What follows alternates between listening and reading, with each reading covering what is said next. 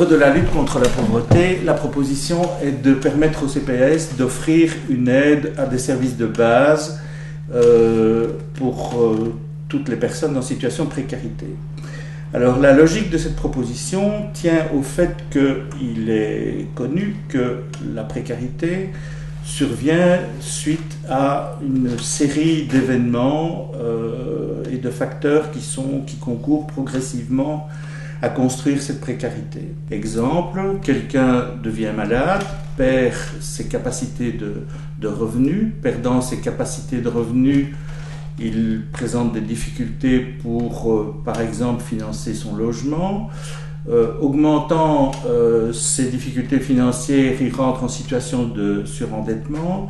et présentant du surendettement, il élague dans son budget ce qui lui paraît le moins utile sans doute, c'est par exemple des questions d'alimentation ou c'est la garde des enfants à la crèche. Le surendettement augmentant et ses moyens diminuant, il finit par reculer ses échéances de traitement et de consommation utile de médicaments et la boucle est ainsi bouclée, c'est-à-dire que celui qui est malade se trouve avec moins de moyens pour assumer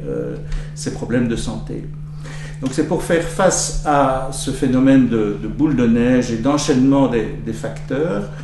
que la proposition vise à apporter une aide intégrée, donc qui permette d'aborder l'ensemble de ces facteurs en donnant au CPS davantage de moyens, des moyens financiers mais aussi des moyens humains, de telle sorte qu'on puisse apporter aux gens qui sont en situation les plus précaires une aide qui soit à la fois dans le champ de la santé, dans le champ du logement, de l'aide alimentaire ou par exemple du support scolaire. Cette aide serait modulée en fonction de l'état financier des personnes les plus défavorisées bénéficiant d'une aide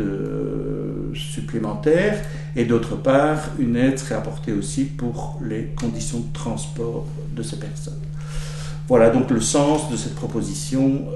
qui vise à conforter les CPS dans leur processus de lutte contre la pauvreté.